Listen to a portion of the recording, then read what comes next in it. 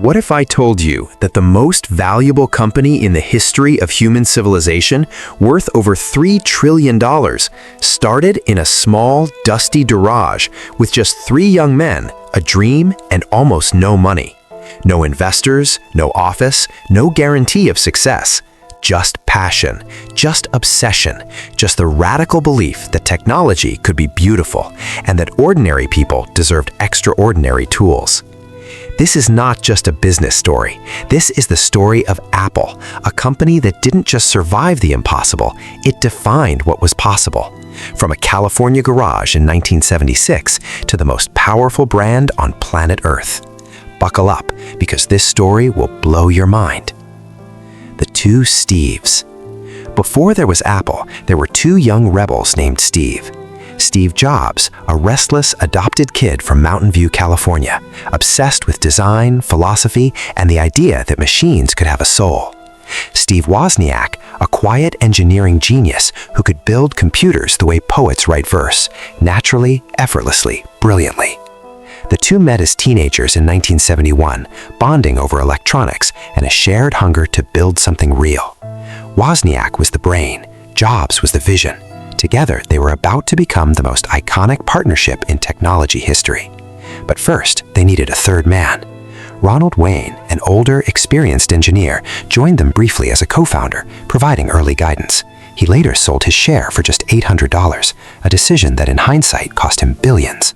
On April 1st, 1976, April Fool's Day, ironically, Apple Computer Company was officially born. The location? The garage of Paul Jobs, Steve's father, at 2066 Chris Drive, Los Altos, California. Wozniak had already built something remarkable, the Apple I, a single-board computer that he originally just wanted to share with fellow tech enthusiasts at the Homebrew Computer Club.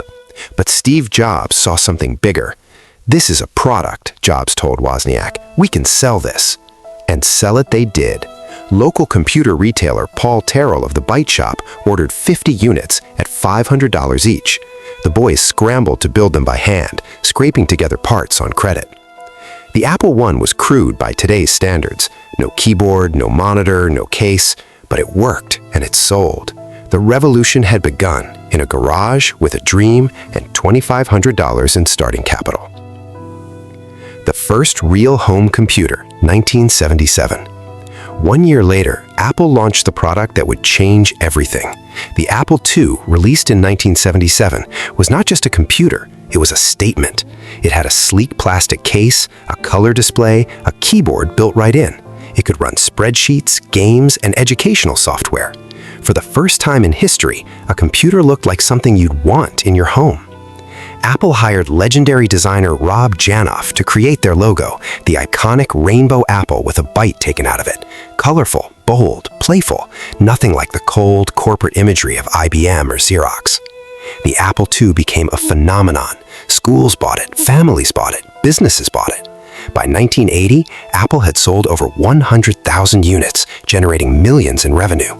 And in December 1980, Apple went public on the stock market.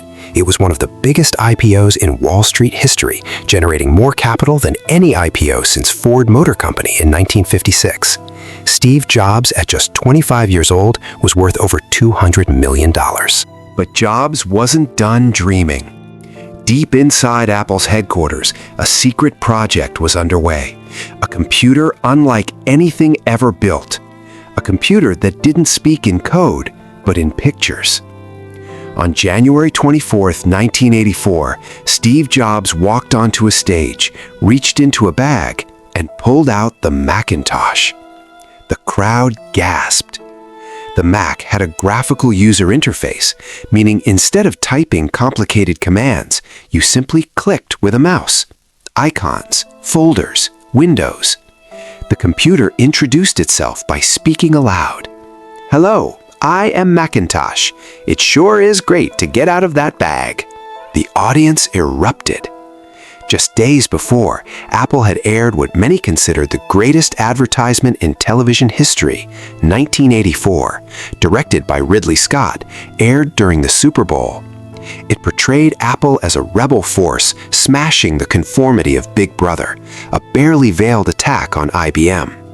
The message was clear. The future belongs to the individual, and Apple is handing them the keys. Jobs gets fired, 1985. But behind the revolutionary products, a storm was brewing. Apple's board of directors had grown frustrated with Steve Jobs. He was brilliant, but also difficult, impulsive, demanding, emotionally volatile. They had brought in John Sculley, former CEO of Pepsi, to run the company, and now Sculley and Jobs were at war. In 1985, the Apple board made a shocking decision. They fired Steve Jobs from the company he created. Jobs was devastated. He described it as feeling like someone had punched him in the stomach. He had given his entire life to Apple, and now he was cast out. For weeks, he didn't know what to do. But then, the hunger returned. Jobs sold most of his Apple stock, and with that money, he started again. The years between 1985 and 1997 are often called Steve Jobs' wilderness years, but they were anything but wasted. Jobs founded Next Computer, building powerful workstations for universities and researchers. The machines were expensive and never mass-market successes, but the Next Step operating system Jobs built would later become the foundation of Apple's entire modern software platform. Simultaneously, Jobs purchased a small graphics division from George Lucas, filmmaker of Star Wars, for just $5 million. He renamed it Pixar. Under Jobs' leadership, Pixar partnered with Disney and in 1995 released Toy Story, the world's first fully computer-animated feature film. It was a cultural phenomenon, a box office smash, an Oscar winner. Pixar went public in 1995, making Jobs a billionaire before he ever returned to Apple. The man the world counted out had just quietly built two world-changing companies. The Return of the King, 1997. By 1996, Apple was in crisis. The company had lost its way. Bloated product lines, confused strategy, dwindling market share. Microsoft was dominating. Apple was weeks away from bankruptcy. In a desperate move, Apple acquired Next, primarily to get its operating system. But they got something far more valuable. Steve Jobs came back. First as an advisor, then in 1997 as interim CEO, a title he held for years before finally accepting the permanent role. Jobs moved immediately. He cut Apple's product line from 350 items down to just 10. He slashed costs. He fired underperforming teams. He brought focus and fury back to Apple. And then he made a deal that shocked the tech world. He accepted a $150 million investment from Microsoft, Apple's greatest rival, to keep the company alive. The audience at the announcement booed, but Jobs stood firm. "We have to let go of this notion that for Apple to win, Microsoft has to lose," he said calmly. "Apple is going to compete with the very best." The comeback had begun. The first thing Jobs did to revive Apple wasn't technical. It was emotional. He launched one of the most powerful advertising campaigns ever created. Think different. Black and white images of the greatest rebels and visionaries in history. Einstein, Gandhi, Picasso, Muhammad Ali, Martin Luther King Jr., with a simple, defiant message. Here's to the crazy ones, the misfits, the rebels, the troublemakers, the ones who see things differently. They push the human race forward. Apple wasn't just selling computers anymore. Apple was selling an identity, a belief system, a tribe for people who refused to be ordinary. Sales began to climb. Morale returned. The world started paying attention again. And then, in 1998, Jobs unveiled the product that proved Apple was truly back. The iMac Design Meets Technology, 1998. The iMac G3 hit the market in August 1998, and it was unlike anything the tech industry had ever seen. A computer in a translucent, colorful, egg-shaped shell, available in Bondi blue, then in 12 colors. No beige box, no ugly tower, no intimidating setup. Just plug it in, and it works. The iMac sold 800,000 units in its first 5 months. It was the fastest-selling Mac in history. More importantly, it announced something profound to the world. Great technology can also be beautiful. design was no longer decoration. At Apple, design was strategy. Then came October 23, 2001. Steve Jobs walked on stage, smiled, and reached into the tiny pocket of his jeans. He pulled out a small white device the size of a deck of cards. 1,000 songs in your pocket, he said. The world had never seen anything like the iPod. Paired with iTunes, Apple's revolutionary music software, the iPod made buying and listening to music effortless, elegant, and cool. The music industry was being pirated to death by services like Napster. Apple offered the solution, the iTunes Music Store in 2003, selling songs for just 99 cents each. In its first week, over 1 million songs were sold.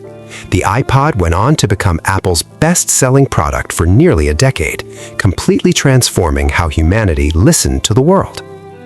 The iPhone, the day everything changed, 2007. And then came the day that split history in two, January 9th, 2007. Steve Jobs walked onto the Macworld stage in San Francisco and said, "Every once in a while, a revolutionary product comes along that changes everything. Today, Apple is going to reinvent the phone." The audience laughed nervously. Reinvent the phone? Then he showed them the iPhone. No keyboard, no stylus, just a gorgeous glass screen that responded to your finger. It was a phone, an iPod, and an internet communicator, all in one.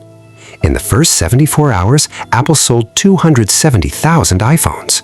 Nokia, BlackBerry, Motorola, the giants of the mobile world were caught completely off guard.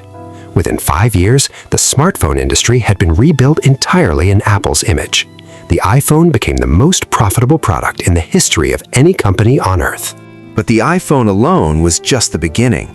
In 2008, Apple launched the App Store, a digital marketplace where developers could build and sell applications for the iPhone. It was a masterstroke. Within days, thousands of apps flooded in.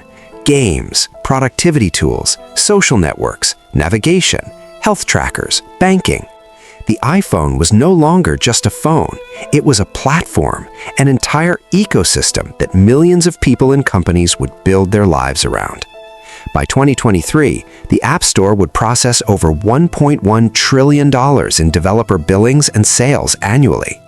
Apple hadn't just created a product, they had created an economy. iPad, MacBook Air, and the empire expands, 2010-2011. Apple's momentum was unstoppable.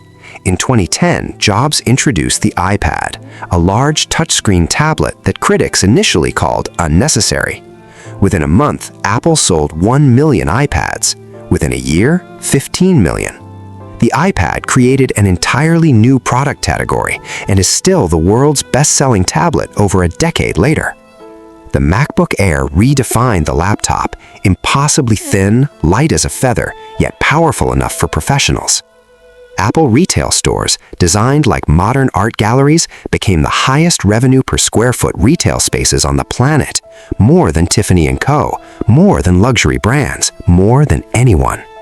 Apple was no longer just a tech company, it was the world's most powerful lifestyle brand. But behind all the triumph, a shadow was growing.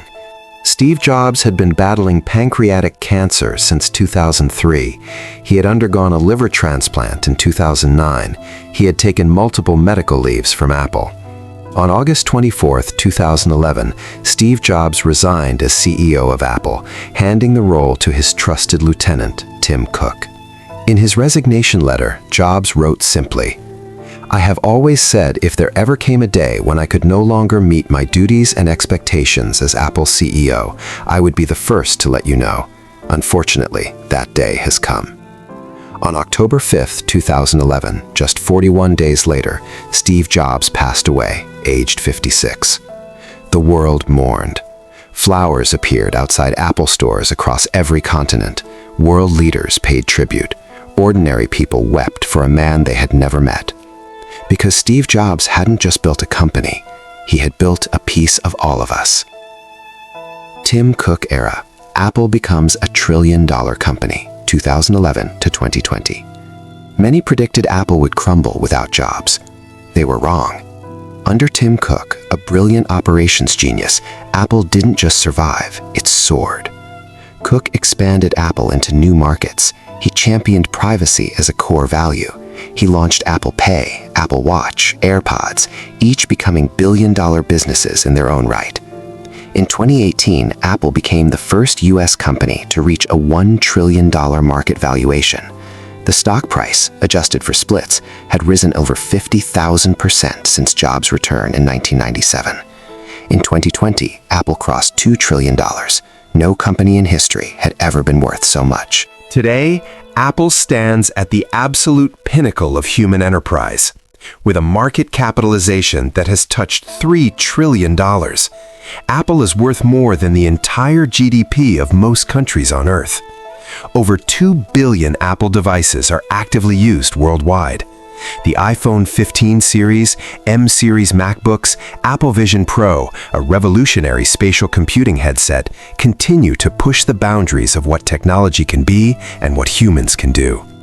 Apple's services division, including iCloud, Apple Music, Apple TV Plus, and the App Store, now generates over $85 billion annually.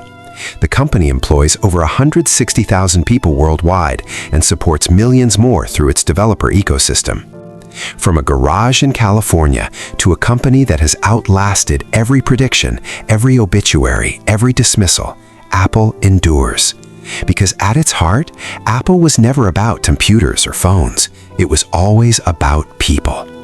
The legacy. So what does Apple's story teach us? It teaches us that the greatest ideas often begin in the most humble places. It teaches us that failure, being fired, going bankrupt, being counted out, is not the end. It is preparation. It teaches us that when design meets purpose, when creativity meets technology, when obsession meets discipline, the result can literally change the world. Steve Jobs once said, "The people who are crazy enough to think they can change the world are the ones who do." Apple changed the world, not once, not twice, but again and again and again. And as long as there are dreamers, builders, and believers, Apple's story is far from over. The next chapter is still being written. If you gained any knowledge or inspiration from this video, please give it a like, leave a comment below with your thoughts, and share it with your friends and family. And if you want more incredible stories like this about the legends, the visionaries, and the companies that shaped our world, make sure you subscribe to Global Legends Studio right now. Hit that bell icon so you never miss a single video. See you in the next one. Stay curious, stay inspired.